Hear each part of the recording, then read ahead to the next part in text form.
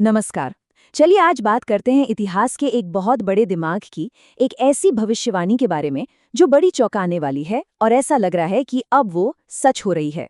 तो सवाल ये उठता है कि आखिर वो कौन सी भविष्यवाणी है, और वो भी एक महान वैज्ञानिक की, जो जितनी उम्मीद थी उससे कहीं ज्यादा तेजी से हमारी आंखों के सामने सच होती दिख रही है। देखिए, ये भविष्यवाणी किसी और के बारे में नहीं, बल्कि एक बहुत बड़ी शख्सियत के बारे में है। और इसका जिक्र हाल ही में मशहूर शिक्षक खान सर ने अपनी एक बातचीत में भी किया था।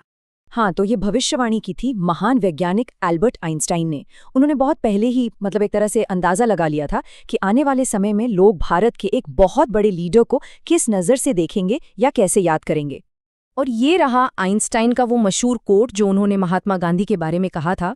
इसका सार ये है कि आने वाली पीढ़ियां बड़ी मुश्किल से यकीन करेंगी कि हाड़ मांस का बना ऐसा कोई इंसान कभी इस धरती पर चला भी था।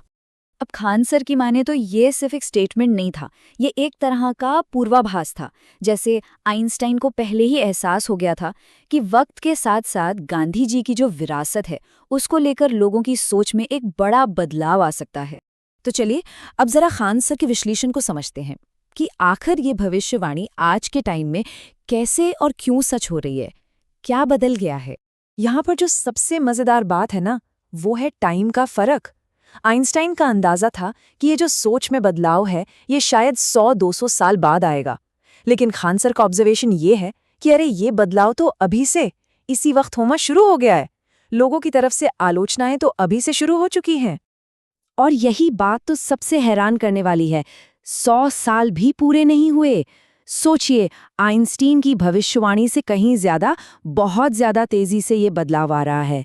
तो कुल मिलाकर खान सर की जो पूरी बात है उसका निचोड़ यही है कि पब्लिक की जो सोच है, जो मानसिकता है, वो आइंस्टीन के अंदाजे से कहीं ज्यादा तेजी से बदल रही है। तो चलिए अब इस एक घटना से थोड़ा बाहर निकलकर बड़ी तस्वीर को देखते हैं। सवाल ये है कि आखिर ये सब हमें किसी भी ऐतिहासिक विरासत, किसी भी लेगेसी के बारे में क्या बताता है।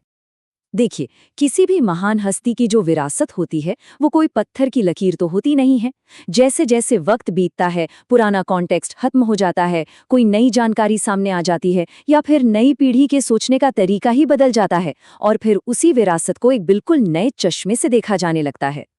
तो बात सिर्फ एक भविष्यवाणी की नहीं है, बल्कि सवाल इससे कहीं बड़ा है। सवाल ये है कि हम सब अपने इतिहास को, अपने अतीत को आखिर देखते कैसे हैं, समझते कैसे हैं। ऐसा लगता है कि शायद हर पीढ़ी अपने अतीत को एक नई कहानी की शक्ल देती है। सोचने वाली बात है ना।